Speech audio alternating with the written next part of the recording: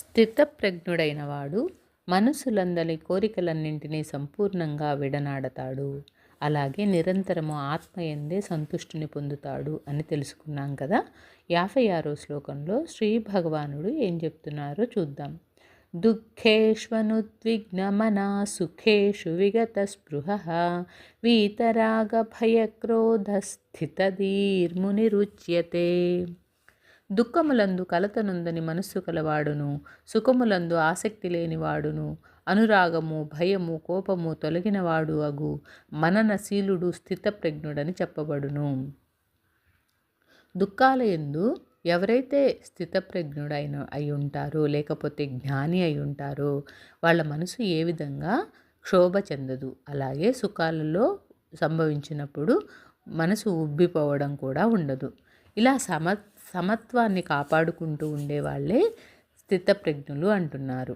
ఎలా అయితే ఒక పర్వతానికి బాణం తగిలినా కూడా ఏమి చలించదో, సముద్ర తరంగము అనేది ఒడ్డునున్నటువంటి పర్వతాన్ని కదిలింపజేయలేదు, తామరతూడు యొక్క దారాలు మదపుటేనుగును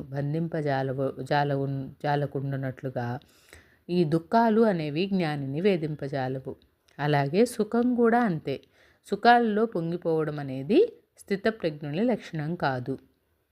ఎలా అయితే కలల్లో ఉన్నవాడు రాజ్యసుఖాన్ని అనుభవిస్తున్నప్పుడు మేలుకున్నప్పుడు అది కళ అని తెలుసుకొని దాన్ని ఎలా కోరకుండా ఉంటాడో, అలాగే ఈ సుఖం అనే దాన్ని గురించి కూడా పొంగిపోవడం అనేది ఉండదు. ఇంకొక లక్షణం ఏంటంటే, వీరు ఎవరైతే స్థితప్రజ్ఞులైన వారు ఉంటారో వారు రాగ భయ క్రోధములు లేక ఉంటారు. ఈ జ్ఞాని దృష్టిలో ప్రపంచమంతా కూడా ఆత్మస్వరూపులే. తన యొక్క రూపం ఏదైతే ఉంటుందో అలాంటిదే మిగతా వారు కూడా అనే భావన ఉంటుంది. కాబట్టి ఎవరి మీద కోపం కానీ, ఎవరి మీద ద్వేషం కానీ, ఎవరి మీద ప్రేమ కానీ ఉండదు. అందరూ సమానమే. కాబట్టి ఇక్కడ స్థితప్రజ్ఞుడికి వికారాలనేవి ఉండవు. అలాగే ఇక్కడ ముని అని సంబోధిస్తున్నారు. ముని అంటే మననశీలుడు.